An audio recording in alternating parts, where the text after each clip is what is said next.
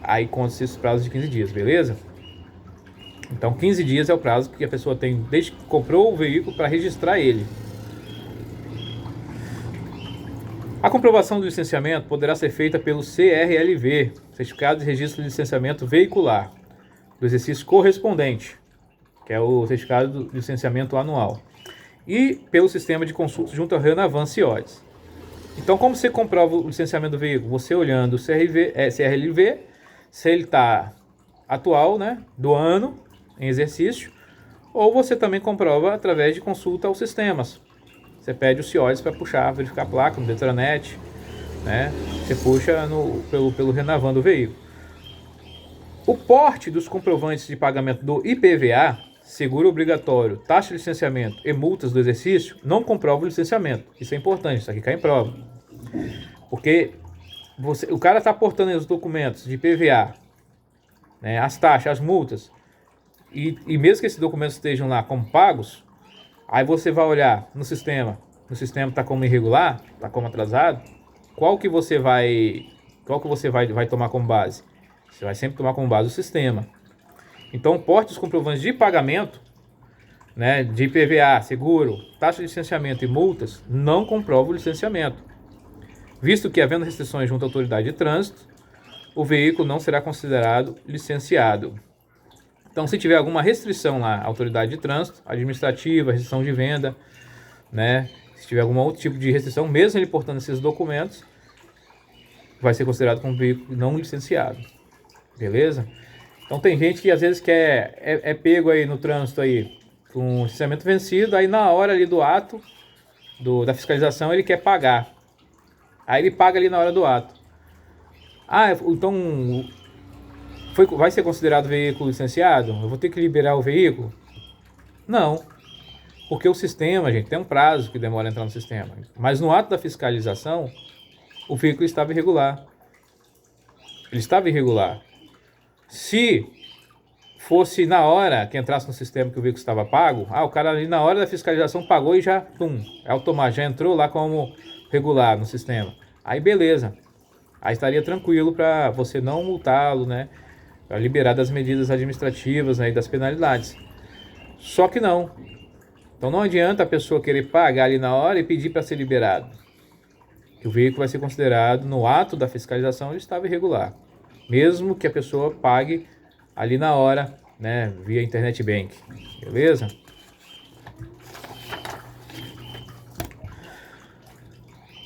O turista com veículo estrangeiro, isso aqui é importante também, gente. Isso aqui cai, hein? Sobre estrangeiro. Ó. O turista com veículo estrangeiro, ou seja, com um veículo dele de fora, ele poderá circular pelo Brasil de acordo com os tratados que o amparam. Existe um tratado que ampara alguns casos, né, e alguns países. Sendo em sua maioria num período máximo de 90 dias a contar da sua entrada em território nacional. Então ele trouxe um veículo de fora para ele circular aqui no Brasil. Geralmente o tratado ele contempla com no máximo 90 dias a contar da sua entrada em território nacional. Então, num prazo máximo de 90 dias, ele vai poder circular com seu veículo estrangeiro dentro do país. Geralmente o prazo máximo é esse. Agora, para que o condutor estrangeiro habilitado no exterior, ele tinha a habilitação dele, a carteira dele de habilitação no país de origem, no exterior. Para que esse condutor estrangeiro habilitado no exterior possa conduzir veículos automotores no Brasil, ele tem que portar, isso cai em prova, fica ligado, cai em prova. Quais são os documentos que ele tem que portar? Um documento, que pode ser o passaporte, ou, se não tiver o passaporte, algum outro documento que vai comprovar a permanência dele no Brasil num período não superior a 180 dias. Então ele tem que ter um documento que comprove que ele não está aqui no Brasil, residindo no Brasil, por mais de 180 dias. Ele tem que estar menos de 180 dias. Então ele tem que ter um documento que comprove isso. E qual é o documento principal que vai comprovar isso? É o passaporte, que vai mostrar a data que ele entrou. Beleza? Mas se não tiver o passaporte, pode ser um outro documento. Então ele tem que portar um documento mostrando que ele não está no Brasil num período não superior a 180 dias. E ele tem que também ter a habilitação original do seu país. Se ele não tiver a habilitação original do seu país, ou o PID, que é a permissão internacional para dirigir. Beleza? Então, com posse desses documentos, aí sim, ele vai poder conduzir veículos, né, dentro aqui do Brasil, mas pelo prazo de 180 dias. Agora, passando de 180 dias, esse PID, que é a permissão para internacional para dirigir, não vai valer mais. Aí ele deverá adotar as medidas necessárias para habilitar-se no Brasil. Então, se ele ficar mais de 180 dias, ele tem que dar entrada à sua carteira de habilitação, né, no Brasil, né, fazendo os exames de aptidão física e mental e de avaliação psicológica, beleza?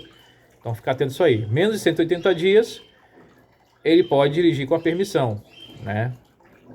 Com a permissão ele pode dirigir. Agora, com a permissão internacional para dirigir, de acordo com o acordo. E se ele tiver mais de 180 dias, ele tem que dar entrada na sua habilitação brasileira, beleza? Isso aqui cai em prova, presta atenção. Uma observação que eu quero falar aqui também, que mesmo que no país de origem seja permitida a condução de veículo automotor por menores de 18 anos, no Brasil, essa concessão não pode ser aceita. Então, mesmo que lá fora um menor poderia dirigir veículo e ele vir para o Brasil, não, mas porque lá fora aceita, então aqui no Brasil eu quero dirigir. Não, no Brasil não se aceita menor de 18 anos dirigir veículo, beleza? Em circunstância nenhuma. Também, esses requisitos acima não se aplica para os diplomatas, cônsules de carreira e aqueles a eles equiparados, né? Então não tem caráter de obrigatoriedade para os diplomatas. Esses aí já são um grupo seleto, né? Que tem certas regalias, né? Então isso não se aplica para o diplomata, cônsules e aqueles que são equiparados a eles. A carteira internacional expedida pelo Brasil não substitui a carteira nacional de habilitação no território nacional. Então essa carteira internacional que o Brasil ele expede, né, lá para seu cidadão quando vai para fora, né, nesses países que foram feito acordo, quando ele estiver aqui dentro do Brasil, ele não pode querer apresentar essa carteira querendo substituir a CNH, não. Beleza? Quais são os documentos? Isso aqui é interessante também, cai em prova. Quais são os documentos de porte obrigatório? Quais são os documentos de porte obrigatório? Porte obrigatório fala sobre o CRLV, ou CLA, né? E também a CNH, ou a permissão. Então esses são os documentos de porte obrigatório, né? Que é o CRLV, que é o Certificado de Registro e Licenciamento do Veículo, né? E a habilitação do condutor, que é a CNH, ou a permissão dele. Esses documentos são de porte obrigatório, gente. Tem que estar portando eles. Mas tem uma coisa aqui interessante, que foi aberta aqui, uma exceção aqui, no caso da CRLV. Se eu não me engano, foi a partir de 2016, né? O porte da CLA ou da CRLV será dispensado no momento da fiscalização, se for possível ter acesso ao sistema informatizado e verificar que o veículo está licenciado, devidamente licenciado. Então, é feita a fiscalização. Foi abordado o veículo. Quais são os documentos que você vai pedir? Geralmente o documento do veículo e o documento do condutor. Aí o condutor fala assim, não, toma minha habilitação, mas o documento do veículo não está comigo. Não está comigo, não está aqui comigo. Eu já vou de cara fazer uma multa pro cara? Não. Eu vou primeiro verificar no sistema. Beleza, vou conferir no sistema. Então, vou pegar a placa do veículo e vou jogar no sistema. Se eu conseguir conferir no sistema, show de bola. Não tem aí infração nenhuma. Mesmo ele não portando a CRLV, não haverá infração, né? Se o veículo estiver devidamente licenciado no sistema. Agora eu leio o sistema, o veículo não está licenciado, aí ferro nele, entendeu? Aí vou aplicar, né, as penalidades e medidas administrativas pertinentes. Agora o mesmo não se aplica para a CNH. A CNH ele tem que estar portando a CNH. Agora, o único caso assim que não precisa estar portando a CNH, gente, é no caso agora da CNH digital. O cara baixou aquele programinha da Serpro, né, da CNH digital. E aí é pedido a CNH dele, ele vai e mostra, né, no seu aplicativo lá a sua CNH digital. Beleza, tá valendo. Tá valendo. para ele não portar a CNH em papel, ele tem que estar com sua CNH digital, o aplicativo da CNH digital. Agora, se ele não tiver o aplicativo da CNH digital e nem a CNH em papel, aí sim, ele vai ser multado, entendeu? Ele vai ser multado. Então tem essa observação aí a ser feita, beleza? E no caso também, quer ver?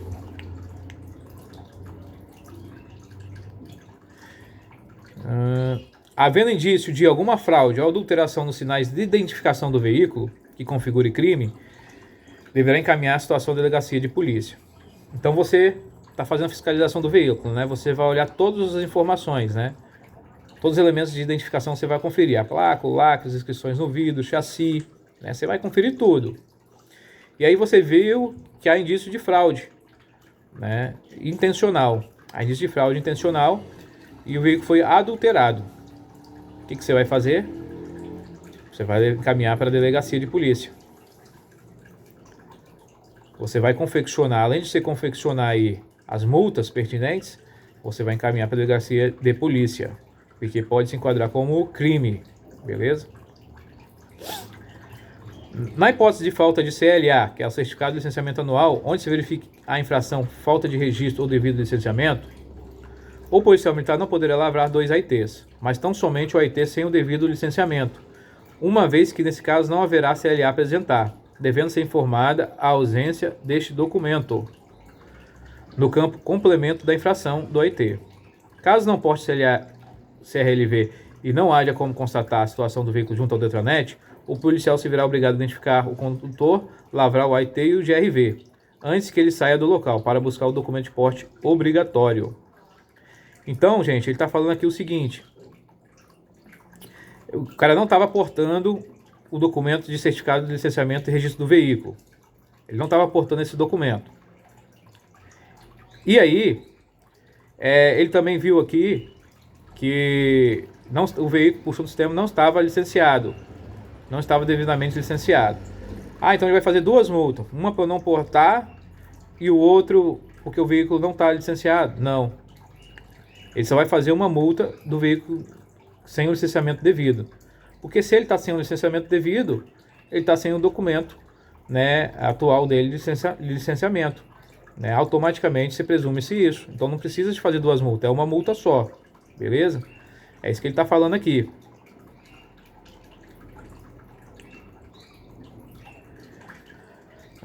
Se ele está com licenciamento atrás, ele não tem então o certificado de registro de licenciamento do veículo para apresentar atual.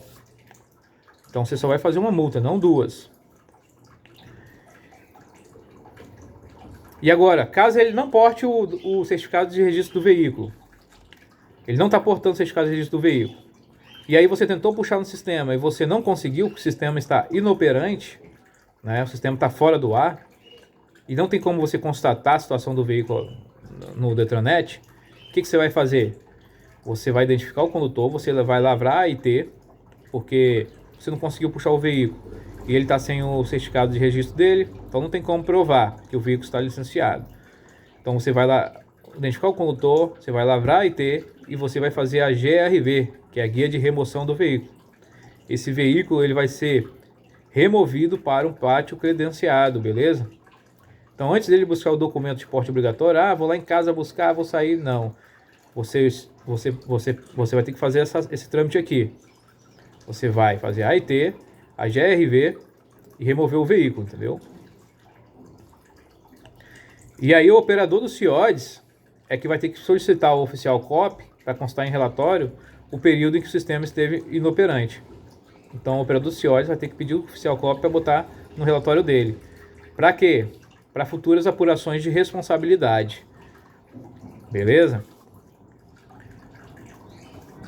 Os tratores destinados a executar trabalhos de construção de pavimentação fabricados a partir de 1º de janeiro de 2016 e os tratores destinados a serviços portuários, aeroportuários e mineradores são sujeitos ao registro na repartição competente, se transitarem em via pública dispensados o licenciamento e emplacamento. Então os tratores, gente, a partir de 2016 e os tratores que fazem serviços portuário, aeroportuário, mineradora são dispensados do licenciamento e emplacamento. Requisitos básicos para obter a CNH. Isso aqui é importante. Quais são os requisitos básicos para você se obter a CNH? Ser plenamente imputável, saber ler e escrever, possuir RG e CPF. Então esses são os requisitos básicos. Você tem que ser plenamente imputável, para quê? Você poder responder sobre os seus atos praticados, né? Ou seja, quais são os plenamente imputáveis? Os maiores, né, de 18 anos são os plenamente imputáveis, né? E aqueles que não têm doença mental, né? Você tem que saber ler e escrever. E você também tem que possuir o seu documento, né, de RG, CPF. Costuma cobrar em prova essa questão. Quais são as categorias de CNH? Categoria A. Isso aqui, gente, as categorias é preciso que vocês decorem mesmo. Porque geralmente na prova vai cobrar detalhe. E aí um detalhezinho aqui que é cobrado, se você não decorar, você não vai saber responder se a alternativa está certa ou se está errada. Geralmente uma questão de marcar X para você escolher a verdadeira. Marque a alternativa verdadeira. Aí vai dar várias alternativas. E ele vai trocar coisa mínima aqui. Se você não souber, você vai errar a questão. Então é preciso que você decore essa daqui, tá? Categoria A, categoria de CNH. Categoria A. A categoria A são veículos motorizados, veículos que têm motor, né, de 2 ou 3 rodas, com ou sem carro lateral. Então categoria A não está falando de bicicleta, gente. É veículos motorizados, 2 ou 3 rodas, com ou sem carro lateral, beleza? A categoria B são as categorias com peso bruto total menor ou igual a 3.500 quilos. Grava isso aqui, 3.500 quilos, tá? Não é 3.000 quilos e nem 4.000 quilos. Peso bruto total menor ou igual a 3.500 quilos. E que a lotação não excede a 8 lugares, exceto motorista. Também foi considerado, gente, há um tempo atrás, como categoria B, o motor casa, de peso menor ou igual a 6.000 quilos, e os tratores de roda, equipamentos automotores agrícolas. Então, categoria B, precisa você gravar isso aqui. Peso bruto total menor que 3.500 quilos, lotação não excede a 8 lugares, exceto motorista, e no caso do motor casa, com peso menor ou igual a 6.000 quilos. E também os tratores, né, de roda. A categoria C, o C já fala de quê? O C vem de carga. A categoria C fala de transporte de carga. Então a categoria C fala de transporte de carga com peso bruto total maior do que 3.500 quilos. Se a categoria B era peso bruto total menor que 3.500 quilos, a categoria C é peso bruto total maior do que 3.500 quilos. E também pode ser unidades mistas, né, com a unidade acoplada com peso bruto total menor que 6.000 quilos. E todos os veículos da categoria B. Então a categoria C vai englobar todos os veículos que é da categoria B e também esses veículos aqui, os veículos de transporte de carga com peso bruto total maior que 3.500 quilos e os mistos, né, com peso bruto total menor que 6.000 quilos. Eu sei que é chato, mas você tem que gravar isso aqui. Categoria D, transporte de passageiros. Então se a categoria C é transporte de carga, a categoria D é transporte de passageiros, que fala sobre ônibus e micro-ônibus, com lotação maior que 8 lugares, exceto motorista, e todos da categoria C. A categoria E já é combinação de veículos automotores, em que a unidade tratora se enquadra nas categorias B, C ou D. E a unidade acoplada pode ser reboque, semi-reboque ou articulado, com peso bruto total maior que 6.000 quilos e a lotação maior que 8 lugares, beleza? Então a categoria E fala de a combinação de veículos, né? Então é a combinação de veículo. Tem a unidade tratora, que é a unidade principal, que vai puxar, né, o veículo, né, que vai ter toda a força, e vai ter a unidade que é acoplada. Então a unidade categoria E é esses veículos, que tem reboque, semi-reboque. Só que aí o peso bruto total tem que ser maior ou igual a 6.000 quilos e a lotação maior que 8 lugares, para ser categoria E. Beleza? Decore isso aqui é chato, mas tem que decorar, que cai detalhe, tá? Agora vamos para a parte de penalidades. penalidades. Isso aqui você tem que saber quais são as penalidades, quais são os tipos de penalidades que a autoridade de trânsito pode aplicar. Esses tipos são advertência para o escrito, multa, suspensão do direito de dirigir, cassação da CNH, cassação da permissão e frequência obrigatória a curso. Então são esses tipos aqui. 1, 2, 3, 4, 5, 6. Então, quais são as penalidades? Tem 6 tipos de penalidades que você tem que decorar. Advertência para o escrito, multa, suspensão do direito de dirigir, cassação da CNH e cassação da permissão e frequência obrigatória a curso. Uma observação a se fazer que antigamente a apreensão do veículo era uma penalidade, só que foi revogada em 2016. Então, a partir de 2016, a apreensão do veículo não é mais penalidade, não é considerada penalidade mais, beleza? Então, se tiver lá na prova lá, são penalidades, aí ele vai jogar lá várias coisas e vai botar apreensão do veículo, tá errado. Ficar atento a isso aqui. É preciso você decorar isso aqui porque cai dessa forma que está aqui. E, além das penalidades, a autoridade de trânsito pode aplicar medidas administrativas, né? Que são as medidas que são aplicadas aqui, ó. Retenção do veículo, remoção do veículo, recolhimento CNH, recolhimento da permissão, recolhimento do certificado de registro, recolhimento CRLV, transbordo de excesso de carga, recolhimento de animais com multa, teste de dosagem de alcoolemia, realização de exames de aptidão física, mental, legislação, primeiro socorro e direção veicular. Então, só você lembrar que geralmente a medida administrativa vai começar com RE, RE. Geralmente vai ter muito recolhimento. Recolhimento de CNH, recolhimento de permissão, recolhimento de certificado de registro, recolhimento de CRLV. Agora o retenção de veículo, remoção de veículo. Então tudo que começa com geralmente vai ser medida administrativa. É só você observar isso aqui, lembrar desse macete, para você lembrar na hora da prova. Os únicos que não começam com de medidas administrativas é o transbordo de excesso de carga e o teste de dosagem e alcoolemia, né? Que não começa com O restante tudo começa, até realização de exame de aptidão física e de testes, né? Começa com realização. Então só gravar isso aqui. A palavra começou com geralmente medida administrativa, não é penalidade. Beleza? Vamos lá, classificação das infrações. As infrações são classificadas em 4 tipos. A gravíssima vale 7 pontos, a grave 5 pontos, a média 4 pontos e a leve 3 pontos. Então, só a título de conhecimento, 4 tipos de classificação das infrações. Gravíssima 7 pontos, grave 5 pontos, média 4 pontos, leve 3 pontos. Isso aqui é só nível de conhecimento mesmo. Agora, uma coisa importante que eu vou estar falando aqui com vocês, são 2 itens aqui que caem muito em prova. Sobre você saber diferenciar suspensão do direito de dirigir com cassação da habilitação e da permissão. Eu vou comentar aqui com vocês, preste bastante atenção, porque isso aqui cai muito em prova. Tá? A suspensão do direito de dirigir, ela é o quê? Ela é uma retirada provisória. Qual a diferença dela para a cassação? Então, a suspensão é a retirada provisória, visando reeducar a pessoa. E aí, depois que a pessoa cumpriu aquele período de suspensão, e ela fez um curso de reciclagem, a carteira nacional dela é devolvida. Né? Depois que ela cumpriu esse período e fez esse curso de reciclagem, devolve-se a carteira nacional dela de habilitação. Essa é a suspensão. Já a cassação não. A cassação não tem devolução de carteira de habilitação. Retirou definitivamente o direito da pessoa de dirigir. Ela perdeu a carteira.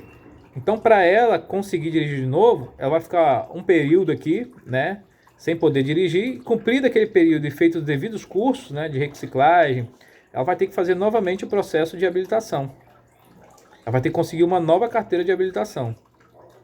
A cassação, nova carteira de habilitação. A suspensão não. A suspensão é devolvida a carteira que ela tinha depois do prazo aqui, e depois que ela fez o curso de reciclagem.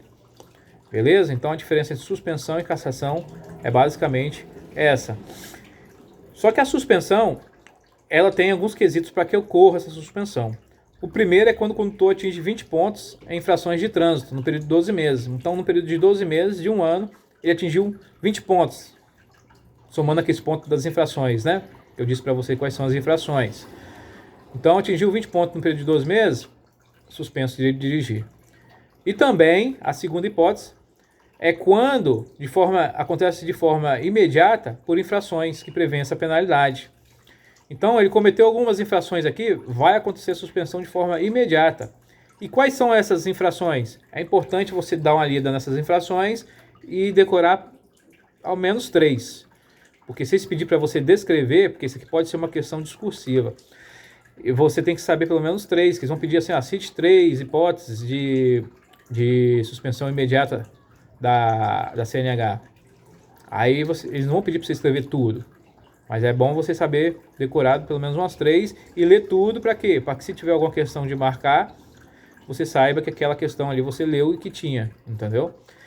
Então, as infrações que prevê essa penalidade de suspensão é dirigir sob efeitos de álcool, substância psicoativa, dirigir ameaçando os pedestres e demais veículos, disputar corrida por espírito de emulação, né? Você disputou corrida sem autorização, né, por emulação, é suspenso o direito. Negligenciar socorro à vítima de acidente, realizar ultrapassagem perigosa na contramão, transpor bloqueio viário policial sem autorização, dirigir em velocidade acima de 50% do limite permitido, usar qualquer veículo para interromper ou perturbar a circulação na via sem autorização e também conduzir motocicleta, motoneta, ciclomotor sem capacete de segurança, com viseira ou óculos de proteção e vestuário de acordo com as normas. Transportando um passageiro sem capacete de segurança ou fora do assento, né? A gente quer transportar ali no tanque de combustível, então tá errado. E também quando o motociclista está fazendo malabarismo, equilibrando-se apenas em uma roda, ou com faróis apagados e transportando criança de menor de 7 anos. Então tudo isso aqui também vai ser suspenso de dirigir. Então pela lei fala que criança menor de 7 anos não pode andar em moto, né? Não pode ser transportado em moto. Então, transportou criança menor de 7 anos, cabe suspensão de direito de dirigir. O prazo da suspensão de direito de dirigir, gente, normalmente é de 6 meses a 1 ano. E no caso de reincidência, né, no período de 12 meses, o prazo vai ser de 8 meses até 2 anos. Então é isso aqui que é importante ser gravado da suspensão, né? Quais são as situações? Atingiu 20 pontos na carteira por infração durante 12 meses, vai ser suspenso. E quando praticar algumas infrações, que foi essa que eu li para vocês, vai ser suspenso também. A cassação, eu já falei para vocês que retira definitivamente o direito de dirigir. Ela se dará quando? Quando for suspenso o direito de dirigir, o infrator conduzir qualquer veículo. Então, ele estava suspenso de dirigir e ele teimou e quis conduzir um veículo. Foi pego em fiscalização, vai ser cassado. A CNH vai ser cassada. Quando também ele for condenado judicialmente por delito de trânsito, né, o juiz condenou ele foi condenado, então vai ser cassado a CNH. Na esfera penal, né, ele foi condenado judicialmente na esfera penal, então vai ser cassado. E também no caso de reincidência no prazo de 12 meses nas infrações. Então, em 12 meses, ele reincidiu nessas infrações aqui, ó, dirigir carteira nacional de habilitação permissão de categoria diferente. Então, ele estava dirigindo um veículo na categoria diferente da habilitação dele. Ele foi reincidente nisso aqui, em 12 meses, vai ser cassado. Ele dirigiu sob influência de álcool. Em 12 meses, ele foi reincidente nessa infração, vai ser cassado. Ele disputou corrida por espírito de emulação, vai ser cassado. Ele também utilizou esse veículo para exibir manobra perigosa, arrancada brusca, derrapagem, frenagem, colocando em risco a vida das pessoas. Vai ser cassado também. Reincidente nessa infração. Ele foi reincidente também na entrega de direção de veículo a pessoa sem possuir CNH, ou com CNH cassada, ou suspensa. Ou entregou o veículo também para pessoa que tinha uma CNH categoria diferente, né? Vai ser cassado também. Então, é nessas hipóteses que ocorre a cassação. Que é importante você decorar essas hipóteses aqui. Não é preciso você decorar todas essas infrações, mas as hipóteses é importante você saber. Quando se dá cassação? quando o suspenso, o direito de dirigir, ele conduziu qualquer veículo, hipótese 1.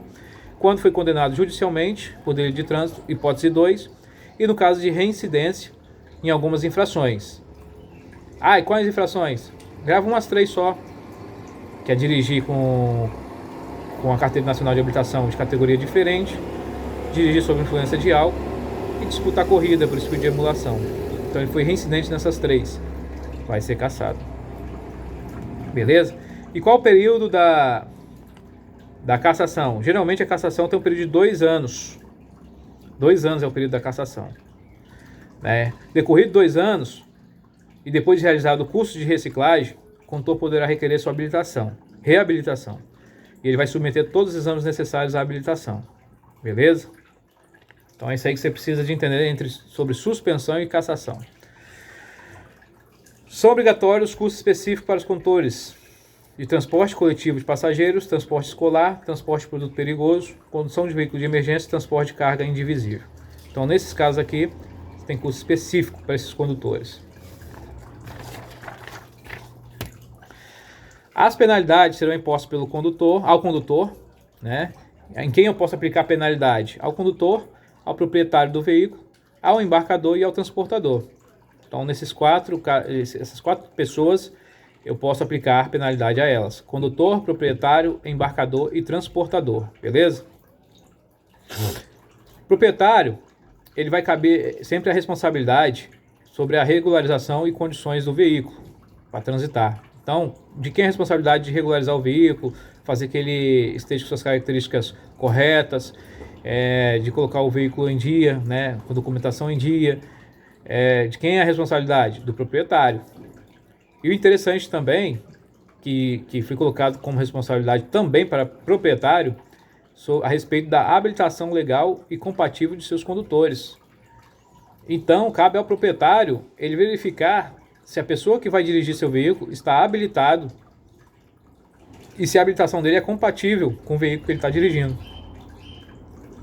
Então, se for pego um veículo em que a pessoa não seja proprietária desse veículo e ela esteja dirigindo esse veículo sem habilitação ou dirigindo o veículo com habilitação diferente, o proprietário também vai ser responsabilizado, porque ele entregou o veículo para uma pessoa sem habilitação, né, não habilitada, ou entregou o veículo para uma pessoa que tem uma habilitação diferente da categoria. Ele vai ser penalizado também. Então tem que ficar atento a isso daqui. E ao condutor vai caber responsabilidade pelas infrações cometidas na direção do veículo. Então qualquer infração que o condutor cometeu quando estava dirigindo, ele vai ser responsável por isso. E o embarcador e transportadores vão falar sobre as infrações decorrentes de transporte de carga com excesso de peso. Então, são os casos que cabem ao embarcador e transportador. Então, só para vocês entenderem. As penalidades são impostas a esses 4 tipos de pessoas: condutor, proprietário,